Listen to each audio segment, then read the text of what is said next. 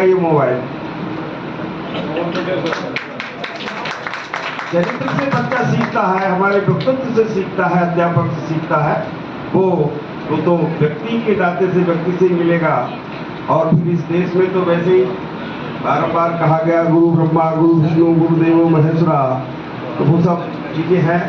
और साथ में जितनी भी यहाँ पर विशेष विभूतियाँ इस देश में, इसके इतिहास में देखेंगे तो हम सब ऋषि परंपरा में से निकले हुए लोग हैं।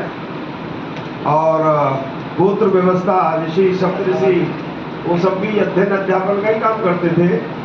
वहीं से ही ये सब आगे का क्रम चला है। उनको सबको भी नमन। और फिर चाहे वो भगवान राम रहे हों, उनके लिए गुरु वशिष्ठ मिल गए होंगे, उनके वंश को शिक्षित दीक्षित किया है।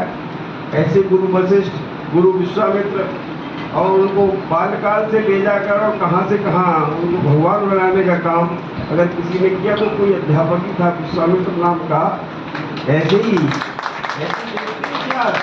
संदिग्ध ऋषि ने छोटे से बालक कृष्ण को और उनका निर्माण, ये उसमें बड़ी भूमिका उस ऋषि की, गुरु की और माता यशोदा की। ऐसे ही और बढ़ते आगे चाणक्य, देश का निर्माण, अध्यापक की भूमिका उस जमाने में, आज से 2200-2400 साल पहले। और तक्षशिला विश्वविद्यालय, और उसमें head of department political science, अर्थशास्त्र का वो अध्यापक, और एक देश को अलग दिशा, चंद्रगुप्त जैसा व्यक्तित्व को विकसित करना, उसको आगे बढ़ाना, और ऐसे मगध साम्राज्य को खत्म करना, अन्याय के खिलाफ खड़ा करना, ये निर्माण का कार्य ये अध्यापक करता है। ऐसे ही और चलते आगे मध्वाचार्य, मध्वाचार्य ने दक्षिण में विजयनगर साम्राज्य, कृष्णदेवराय, महाराज कृष्णदेवराय को प्रतिपादित किया, स्थापित किया, अन्याय के खिलाफ उनको खड़ा किया। पूरा विजयनगर साम्राज्य उनका, मध्वाचार्य का। और आप छोड़िए उन बातों को, जगत गुरु शंकराचार्य उसकी परंपरा वो भी छोड़ दीजिए।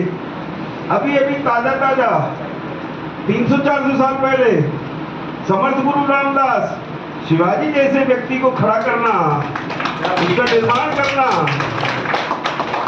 और ये समर्थ गुरु रामदास कहीं ना कहीं हमारे अध्यापक का ही उसमें रहा। और केवल इसमें से मुझे इनकी याद कराने का मतलब नहीं है, अध्यापक होने के नाते से आपसे केवल, वैसे तो सारे जमाने को ज्ञान देना है, सारी दुनिया को ज्ञान देना, वो तो ठीक है, पर पात्रता को खोज में रखना, पात्र को शिक्षा देना। और ये भगवान कृष्ण के चरित्र में से जिन्होंने, जब वो गीता सुना रहे बैठ के, तो 18 अक्षौहिणी सेना को नहीं सुना रहे थे। वहां पर मैदान में, कुरुक्षेत्र के मैदान में 18 अक्षौहिणी सेना खड़ी थी। किसको सुनाया गीता का संदेश? एक को सुनाया, अर्जुन को सुनाया। उससे होने वाला है भला। हम अध्यापक हैं।